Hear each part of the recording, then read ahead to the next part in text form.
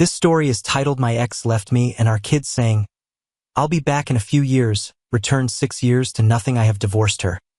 And before I even get into it, hey everyone, I need your help for a second. We've noticed the channel has been losing a bit of traction lately, and subscribing really is one of the best ways you can support us. It's quick, it's free, and it genuinely helps us keep bringing you more content like this. Your support means a lot, truly. Let's keep this channel growing together. Thanks so much. Now, let's get into the video. Alright, here's my story. I've been sitting on this for a long time, going back and forth in my head, but maybe putting it out there will finally help me make sense of everything. My name's Jake M, and my ex-wife Lisa and I had known each other for 11 years. We met back in high school. She was my first everything. First love, first real relationship, all of it. After graduation, we got married, thinking we'd figure life out together as we went. At least that's what I believed.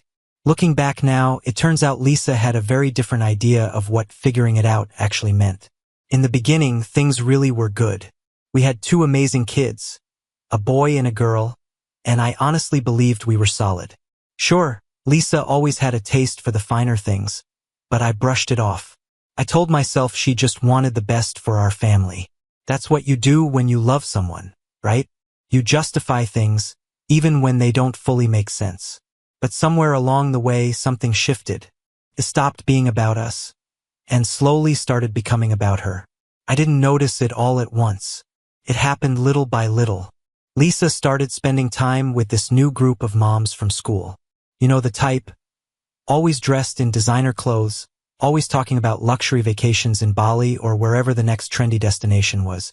At first I thought, okay, that's fine. She's making friends. No big deal. But then things started to feel off. Out of nowhere, she began talking about how we needed a nicer car. Then it was trendy outfits for the kids. Then bags, expensive ones. Bags that cost more than our monthly mortgage. At first, I tried to understand it. Maybe this was her way of showing love, or maybe she felt like she needed to step up in some way. But by the time the 5th Gucci bag showed up in our closet, I couldn't ignore it anymore. I remember standing there thinking, what the hell is going on? Was this just a phase? Or was it something deeper, like a shopping addiction? Things didn't just stay uncomfortable. They got worse, fast. Rent started being late. Not once, but multiple times. The credit card bills kept piling up, higher and higher, and it was getting harder to ignore. Every time I tried to sit her down and have a real conversation about it, she'd shut it down immediately. You don't get it, she'd say. I'm doing this for us. Or, you don't understand what it takes to fit in as a mom these days. And every time she said something like that, I'd just sit there thinking, since when did being a mom mean living like a Kardashian? It wasn't just the spending anymore. It was her attitude, her focus. It felt like she cared more about keeping up with that new group of friends than keeping our family stable. It reached a point where I'd come home after a 10-hour shift, completely drained, just hoping for a little peace. And instead I'd find another Amazon package at the door or another shopping bag filled with stuff we didn't need. Meanwhile, I was struggling just to keep up with rent. Trying to talk to her felt pointless. Every conversation ended the same way, like I was talking to a wall. Lisa, you've got to stop. We can't keep living like this, I'd tell her. She'd just roll her eyes. Don't you want your family to have nice things? She'd shoot back, or come up with some excuse about appearances and expectations. And then things got even worse. Work slowed down, my hours got cut, and suddenly money was tighter than ever. I was barely holding things together, scrambling just to keep the lights on. I tried again, more seriously this time, asking her to cut back, just for a while until things stabilized. But she acted like it wasn't even her problem. Don't you want us to enjoy life? She snapped at me. Of course I wanted that. I wanted us to be happy. But how were we supposed to enjoy life when we couldn't even afford the basics anymore? I wasn't asking for anything crazy. Just for her to ease up on the unnecessary spending. Just for her to meet me halfway while we were struggling. Felt like I was carrying everything alone. No support. No understanding. Just more pressure, more stress, more weight being added to my shoulders. I kept thinking maybe she'd come around. Maybe she'd realize what was happening and step up. Maybe we'd face this rough patch together. Because that's what partners do, right? Nope. And then came the night that changed everything. I woke up suddenly and realized Lisa wasn't next to me. At first, I didn't think much of it. Maybe she'd gone for a midnight snack. Then I thought, half-jokingly, maybe she finally got that 3mm. Explore the world urge she always laughed about. Turns out, it wasn't a joke. The house was completely silent. No lights, no sounds. Just me standing there in the dark. And that's when I saw it. A folded piece of paper sitting on her pillow. I remember just staring at it for a moment, like somehow it was going to explain everything before I even touched it. My heart was pounding as I reached for it. Slowly, I unfolded it. The first line hit me instantly. Jake, I need to do this for me. She wrote about how I was holding her back. She wrote about how she'd met someone who could help her explore the world, and how this was something she had always wanted. Always wanted. She said she wished she didn't have to hurt me or the kids. But sometimes you have to leave behind the things that keep you small. And then came the part that really got me. I'll be back in a few years. By then, I'll have experienced the life I've always dreamed of, and we can pick up where we left off. I must have read that line 10 times. Maybe more.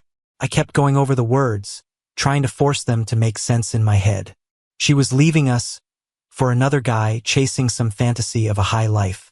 A few years. Pick up where we left off. Like our lives were just paused. Like some movie she could come back to whenever she felt like it.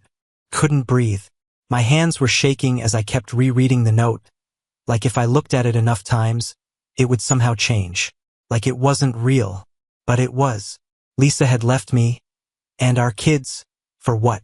Some illusion of a better life. I grabbed my phone and started calling her. Over and over. It went straight to voicemail. Every single time. I called again. And again. Nothing. At some point, I woke the kids up. I don't even know why. Maybe I thought if they called her, she'd answer. Maybe hearing their voices would make her come back. But no. They tried to. And just like me, all they got was voicemail. My son, who was 12 at the time, looked up at me with these confused, searching eyes and asked, "Is Mommy gone? Did something happen to her?" And my daughter, she was only 8. She looked at me and asked, "Is Mommy in heaven?" That question, it hit me like a truck. I froze. I didn't know what to say. How do you even explain something like that to your kids? How do you tell them their mom didn't disappear? She chose to leave. That she walked out on them? I ended up stammering something about how she was going away for a while. The words felt wrong even as I said them. None of it felt right. After that, I kept calling her. Every few minutes, I'd pick up my phone and try again, hoping this time she'd answer, hoping she'd laugh and tell me it was all some horrible joke. But the only thing I ever got was her voicemail. By morning, reality started to settle in. Slowly, painfully, Lisa was gone, and she wasn't coming back.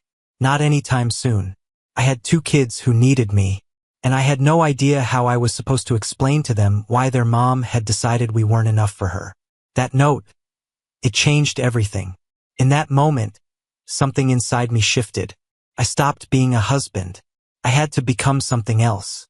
A man who had to figure out how to hold his family together, even when the person who was supposed to stand beside me decided we weren't worth staying for. It's crazy how one piece of paper can flip your whole life upside down.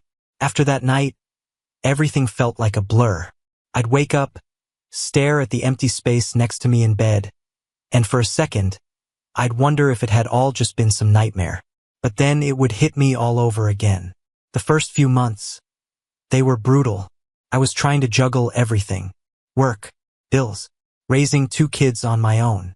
Before, I had someone there, even if Lisa wasn't the most hands-on mom. Now it was all on me. Packing lunches, helping with homework, cleaning up spills, handling everything. Felt like I was drowning. Every night, I'd collapse into bed completely exhausted, only to wake up the next day and do it all over again. Money didn't make it easier.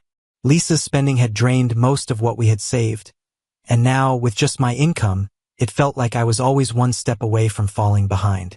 Every expense felt like a crisis. Every bill made my chest tighten. I'd sit there sometimes, just staring at everything, wondering how the hell I was supposed to make it work. There was a point where I almost gave up. But then I'd look at my kids. They were there, waiting for me, counting on me. So I made a decision. I got my act together. I stopped feeling sorry for myself and started moving.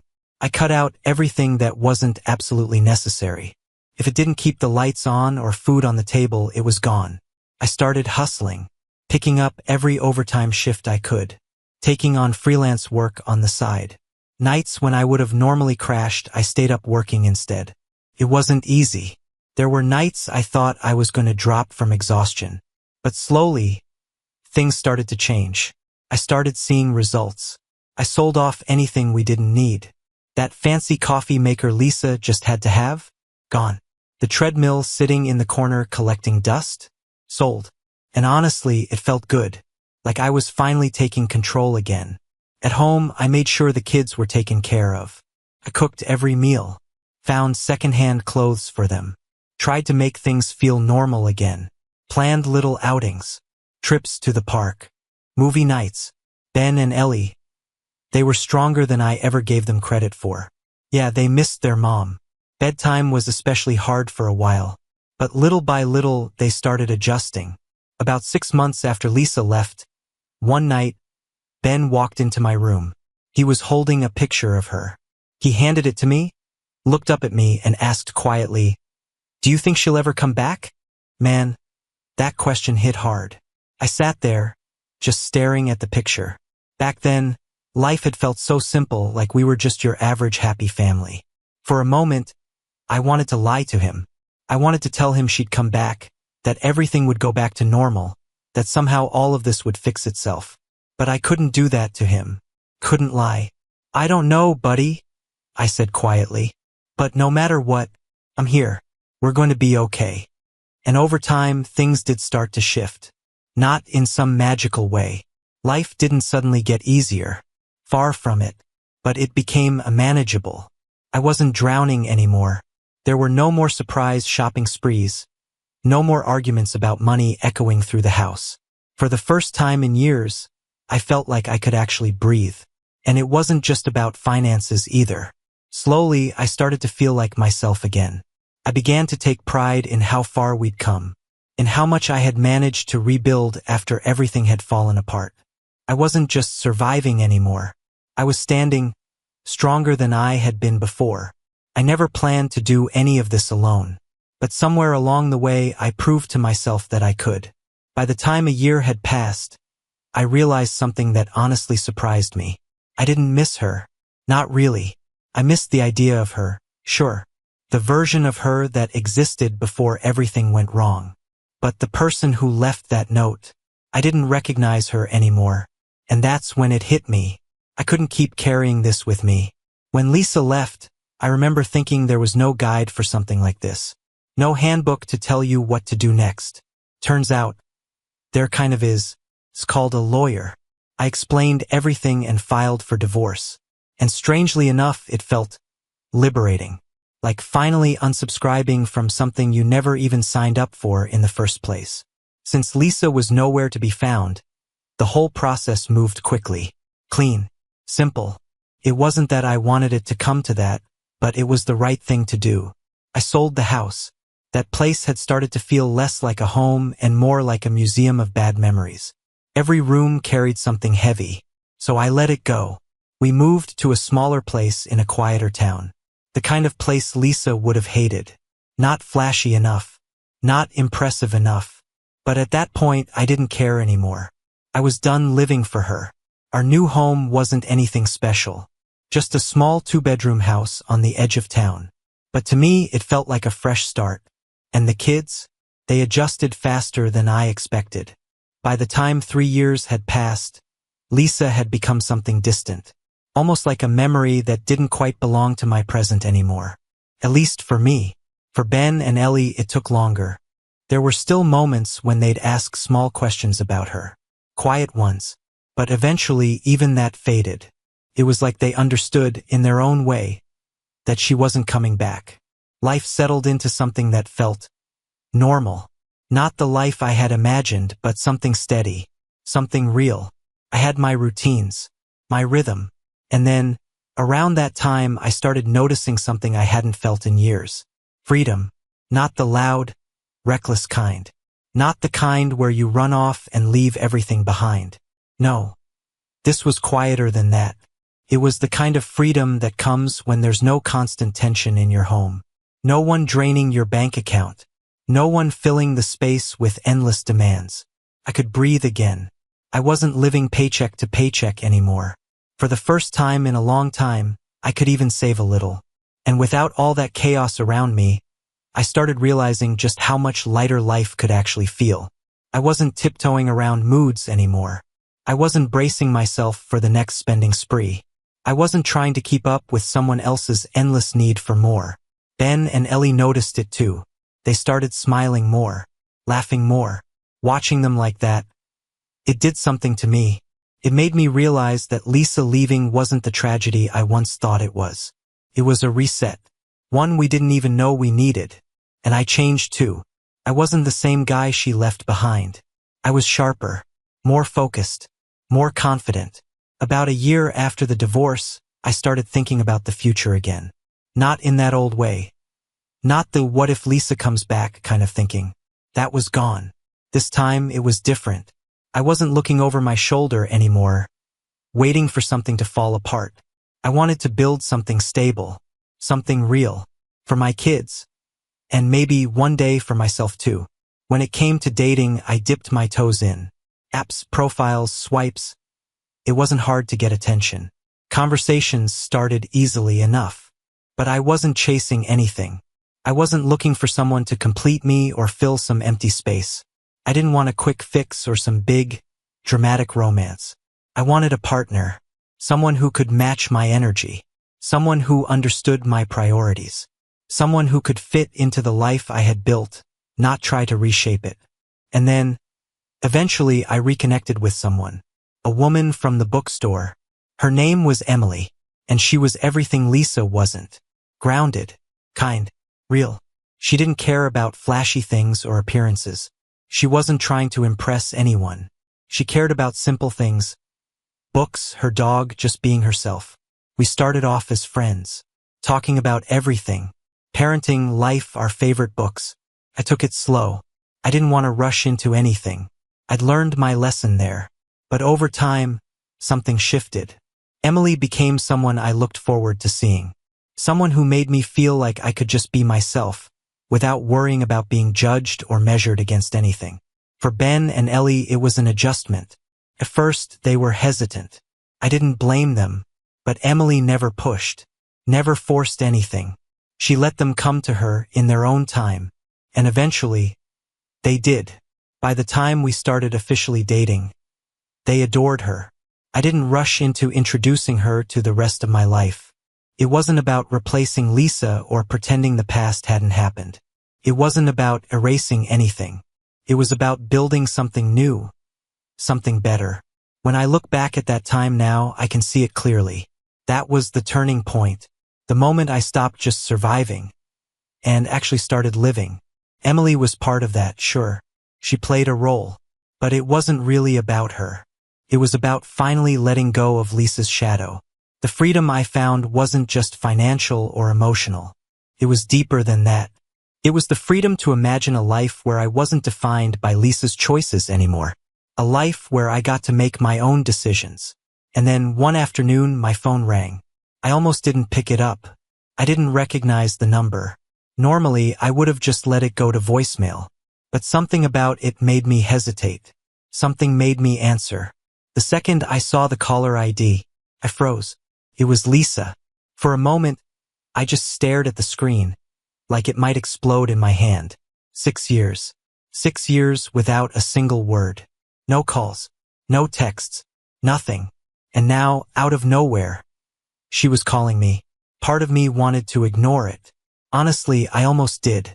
But at the end of the day, we still had kids together. I couldn't just pretend that didn't exist. So I answered. The moment I said, hello, she didn't even pause. She launched straight into it, full panic mode. Jake, what the hell is going on? Who are these people in our house? She yelled. For a second, I genuinely had no idea what she was talking about. What house? I asked. Our house, she snapped, like I was supposed to magically understand. I came back and there are strangers living there, and then it clicked. She was talking about the old house, the one I had sold years ago, after the divorce. Couldn't help it. I almost laughed. Lisa, we don't own that house anymore. It's been sold for years. That's their house now. There was a pause. Just a second. Then she exploded again. Why would you sell our home without telling me? You had no right to do that. I could feel my blood starting to boil, but I kept my voice steady. Calm. There's no our anymore, I said. You left, Lisa. You walked out on us and didn't look back. I didn't owe you anything. She kept going, raising her voice, demanding answers, acting like I had betrayed her somehow. I wasn't about to let her twist things. You weren't here, Lisa, I said plainly. You left. I don't owe you anything. That shut her up for about 2 seconds. Then she let out this dramatic sigh, like she was the victim in all of this, and said, Fine.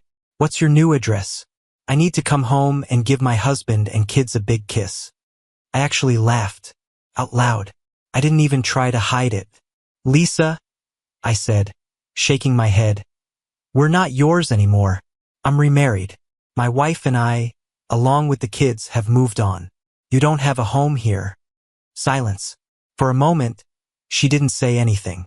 I could almost hear her trying to process it, like gears turning in her head. And then, out of nowhere, she hit me with it. So you're telling me you cheated on me? That one caught me off guard. Cheated, I repeated. Seriously, Lisa? You left us. You walked out, left a note, and disappeared for 6 years. You don't get to call this cheating.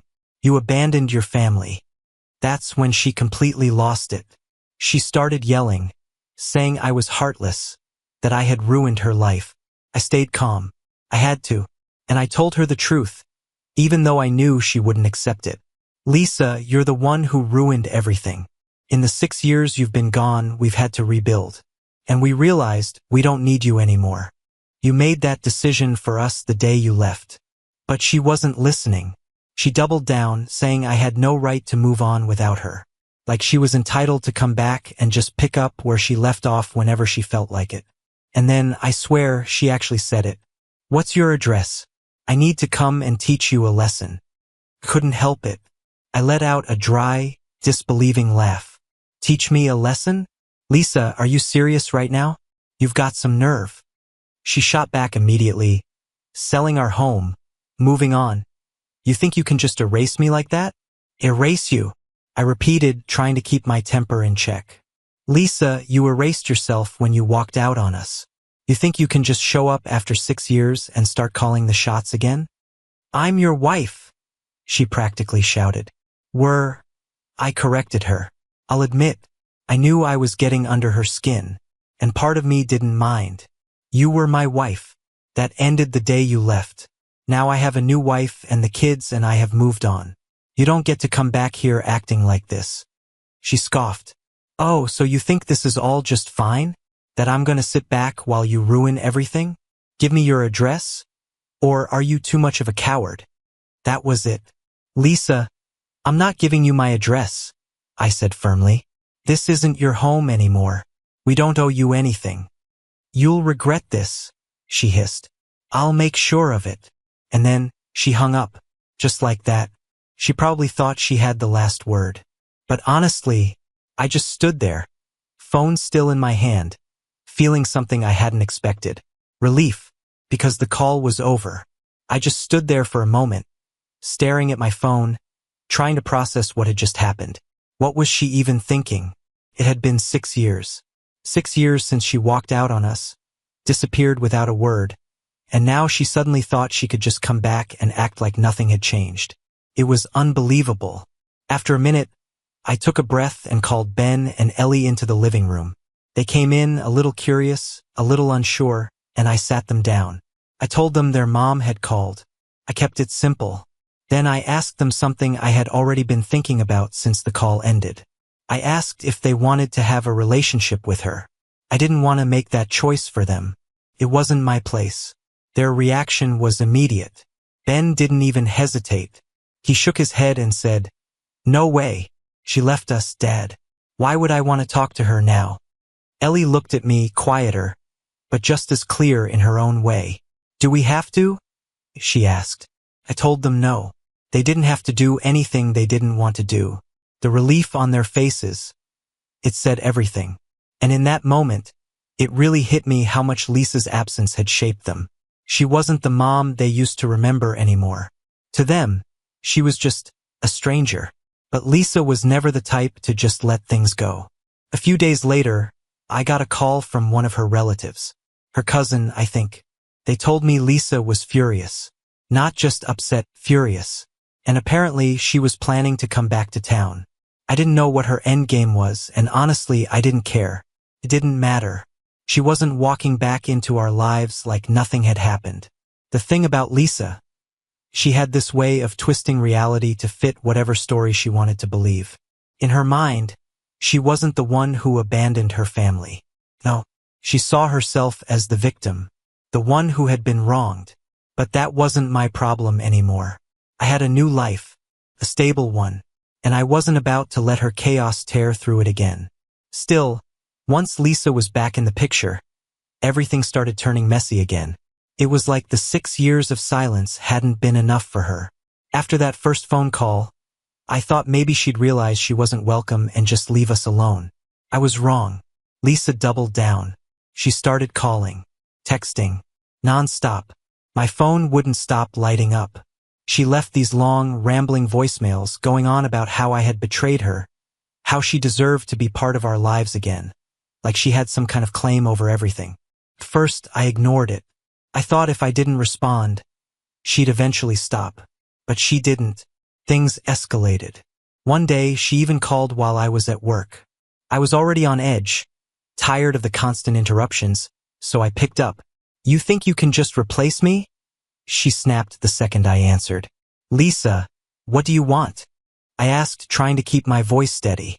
"What do I want?" she shot back. "I want my family back." She was practically shouting now. "You had no right to move on without me. We were supposed to pick up where we left off." That phrase again. I couldn't believe I was hearing it. "Pick up where we left off?" I repeated, my voice rising. "Lisa, you walked out on us. You left a note, disappeared, and didn't look back for 6 years. You don't get to show up now and act like nothing happened." She scoffed like I was the one being unreasonable. "I told you I'd be back," she said. "You should have waited for me. That's what families do. They stick together." I felt something snap in me. "Families also don't abandon each other," I shot back. "You didn't care about us when you left, and we don't owe you anything now." That's when she really started throwing accusations. She said I was trying to erase her, that I had brainwashed the kids against her, that I cheated by remarrying. And then she said something that honestly made my jaw tighten. "I hope your new wife knows she's living in my shadow." That was it. I hung up. There was no point continuing that conversation. But Lisa still wasn't done.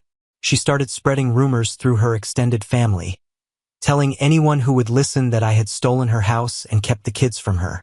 Thankfully, most of them weren't buying it. Then came the legal threats. She started claiming that we were still married.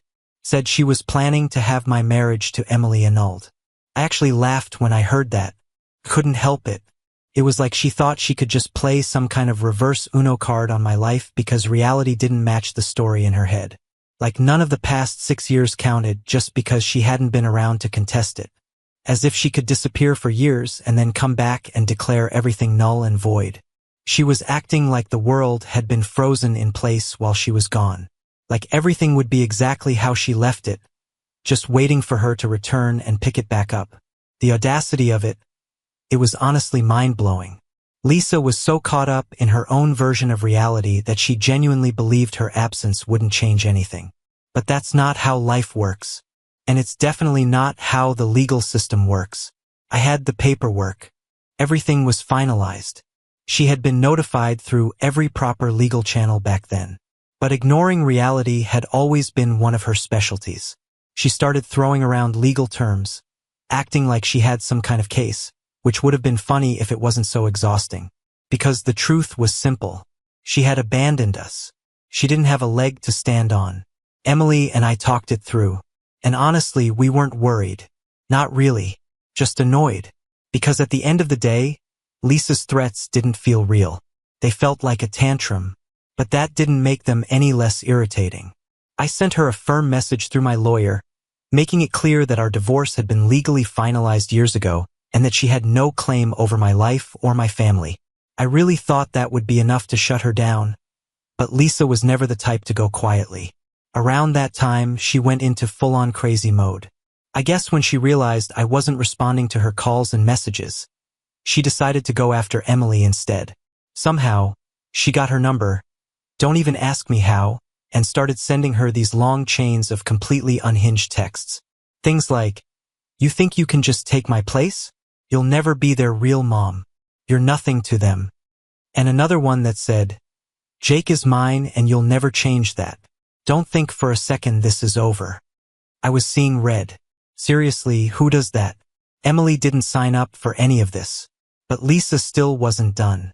She started spreading rumors about Emily around town, telling anyone who would listen that Emily was a home wrecker and that she had stolen me. It was laughable, honestly, but it still made me angry. I wasn't about to let her keep pulling this kind of stunt. The next day, I went straight to my lawyer and filed for a restraining order. At that point, Lisa was officially out of chances. Of course, she didn't take it quietly. She kept trying to stir up trouble. But at least now I had something to push back with. The restraining order gave me some leverage to shut her down. By the time her attempts to force her way back into our lives had finally run their course, I was done. Completely done. I shut her out in every way I could. Eventually, the calls stopped. The messages dried up.